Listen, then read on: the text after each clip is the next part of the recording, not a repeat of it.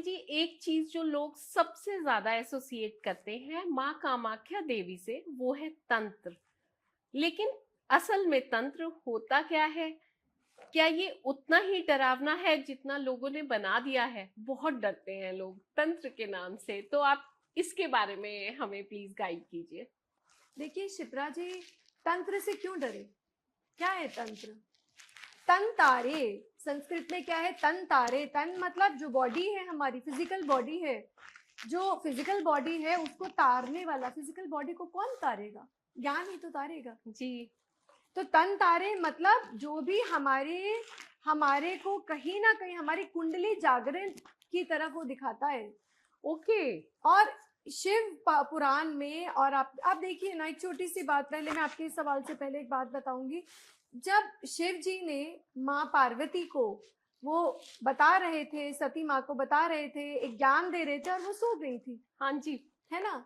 तो वो उनको क्या बता रहे थे? वो एक गुप्त ज्ञान दे रहे थे। बिल्कुल। पर उन्होंने बोला, तुम अभी सती हो, तुम अभी तुम अभी शक्ति नहीं बनी, है ना? तन तारे, ये उनके पास इतनी पद्धति, इतना ज्ञान था, वो उन्होंने उसको देना चाहा। ठीक है, तब जो माता है वो भी उसके लिए परिपक्व नहीं थी। आप कह दीजिए कि जैसे कि हम किसी को सेकेंड क्लास के बच्चे को 10th क्लास की बुक दे दे तो नहीं पढ़ पाएगा, तो वो नहीं पढ़ पाएगा, है ना? तो उसी तरीके से जब हम बात करेंगे तंत्र की, तंत्र विद्या वो एक विद्या है जो स्वयं भगवान ने दी है। किस लिए दी है? कलयुग के लिए दी है। कलयुग में ना पेशेंस है लोगों में, ना मॉरल ग्राउंड्स भी वीक है, ना क्षमता है, ना फिजिकल क्षमता है, ना पेशेंस है, कुछ भी तो नहीं है जी। तो सब कुछ काम के लिए हर पद्धति उस हिसाब से बनी हुई है, आपके स्वभाव के हिसाब से बनी हुई है। तो जैसा आपका स्वभाव है उसके हिसाब से आप चुनिए ना। आउट ऑफ क्यूरोसिटी क्यों चुनना है? बिल्कुल। जान आप सब कुछ सकते हैं, आप सब कुछ जानिए, फिर आप ये देखिए कि आपके लिए वो नेगेटिव है कि नहीं है। तंत्र वो भी है जब आप कोई बलि ना दे, आप ना मांस, मैं सात्विक हूँ, मैं वेजिटेरियन हूँ, सबको मैं सब जानते हैं, वैदिक एस्ट्रोलॉजर हूँ जी। तो ना मांस, ना मदिरा, ना बलि, इनसे मेरा कोई मतलब नहीं। बिल्कुल। तो क्योंकि तंत्र हम भी कर सकते हैं, क्योंकि तंत्र केवल एक साधना है। पर लोग इतना डरते हैं, इतना घबराते हैं कि जैसे कोई तंत्र कर रहा है, पता नहीं क्या कर देगा। देखिए साधना की ना, इसमें भी बहुत तरीके के तंत्र होते हैं जी। और आप बिल्कुल, आप योगिनियों को बुलाते हैं, आप बहुत सारी इस तरीके की होती हैं, पर आप उसे डरिए नहीं। ये देखिए कि जब भी आप माता के मंदिर में आए तो आप ये सोचिए कि ये माँ का मंदिर है जी, या आदि शक्ति का है ना? जब आप माँ बोल दे तो माँ को आप जैसे देखेंगे, आप काली रूप में भी तो पूजा कर रहे हैं। बिल्कुल। तो वो आपको उग्र रूप में दिख रही है, तो आप उसमें चाहे आप बलि दें, चाहे आप कुछ भी करें, मांस मदिरा सब कुछ। तो अगर आप माँ को सरस्वती के रूप में देखते हैं, आप ऐसे पूछ लीजिए, वहाँ तो सभी त्रिगुणात्मक शक्ति माँ की विद्यमान है ना। तो क्या ये तंत्र साधना जो है, क्या ये आसान है? नहीं, ये बिल्कुल आसान नहीं है, कोई भी चीज आसान नहीं है।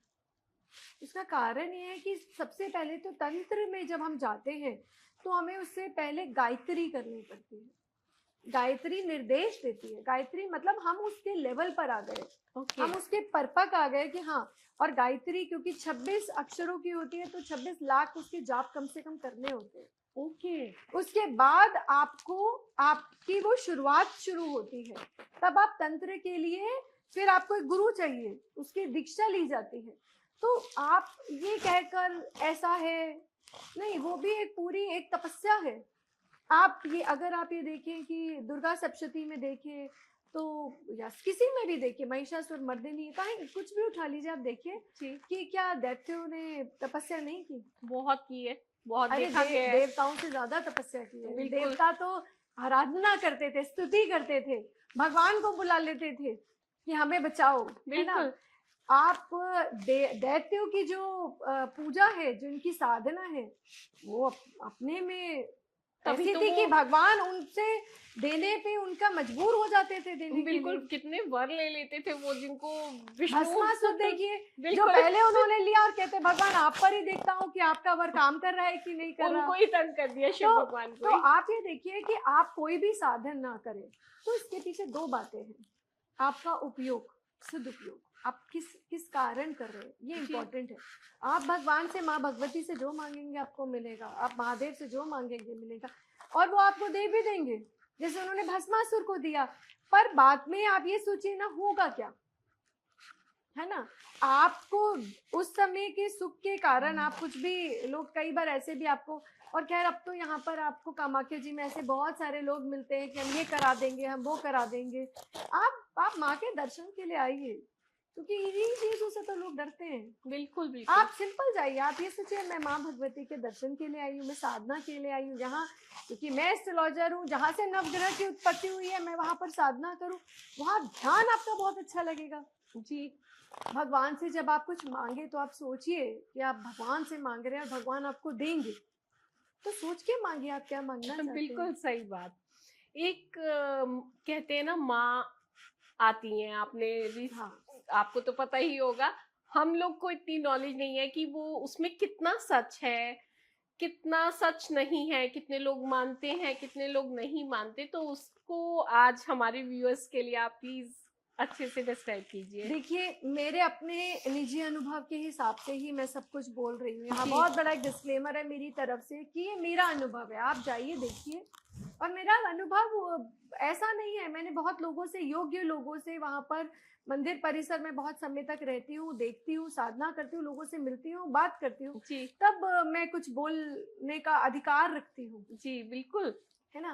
तो अगर हम बात करें माता की, क्या आपको लगता है कि हमारे सामान्य से शरीर में माता जो भोग चाह रहा है ना, जो जो पूरे टाइम भोग का सोच रहा है, वो 10 मिनट में माता आएंगी और चली जाएंगी और हम फिर वापस अपने काम में लग जाएंगे? जी। ये संभव है नहीं, जी। है ना। ये गण और यक्षिणी कभी कभी आ जाते हैं, और गण यक्षिणी का अर्थ ये है कि ये जो माता के ना गण होते हैं, लोअर लेवल ऑफ, वो कई बार आपके ना सिद्धियों को जो उन, क्योंकि आप जब बहुत ज्यादा पूजा करते हैं तो आपको एक लेवल ऐसा कभी कभी आ जाता है कि जो आपको वो कुछ मटीरियलिस्टिक चीजें दे देते हैं, ओके। जिससे कि आप ज्यादा साधना ना करो, आप भगवान को ना ले लो। अच्छा। भगवान, आप भगवान को भी मांगोगे, भगवान मिल जाएंगे। तो वो आपको कहते हैं अच्छा क्या चाहिए, जमीन चाहिए, क्या ओके। चाहिए, नौकरी चाहिए, शादी चाहिए, ये लो जाओ, है ओके। ना। उसी तरीके से आप, पर ये भी जो आपने माता आने वाली बात बोली, तो ये भी बहुत हायर लेवल ऑफ फ्रीक्वेंसी में आता है, पर ये अभी संभव इतना है नहीं, क्योंकि जब कृष्ण जी ने दर्शन दिए अर्जुन को भी, जब महाभारत का युद्ध हो रहा था, गीता जी में। तो वो भी उनका तेज सह नहीं पाए। बिल्कुल। तो हम ये कैसे कह दें कि 2 मिनट आपको, 5 मिनट किसी चौकी में माता आई और बिल्कुल। उसके बाद हमने सब कुछ किया और हम अपने घर चले गए और फिर हम खाना बना रहे हैं और अपने उन्हीं चीजों Not में, possible. दिनचर्या में। नहीं नहीं, हम इतने भी योगी नहीं हुए, हम इतने नहीं हुए। जी। मेरा अपना निजी मानना है कि कई बार हम डिल्यूजन में हो जाते हैं, हम शक्तियों को थोड़ा डिल्यूजन में, है ना। तो ये माता आना एक लेवल पर बहुत साधना के बाद गढ़ तक सीमित है, क्योंकि वो नहीं चाहते, क्योंकि वो माँ को सुरक्षित करते हैं। तो वो आपको कहते हैं छोटी मोटी चीज लेने आया है शक्ति धाम पर, इसको दे दो, बस ये बिल्कुल। अपने घर को जाए, है जी। ना।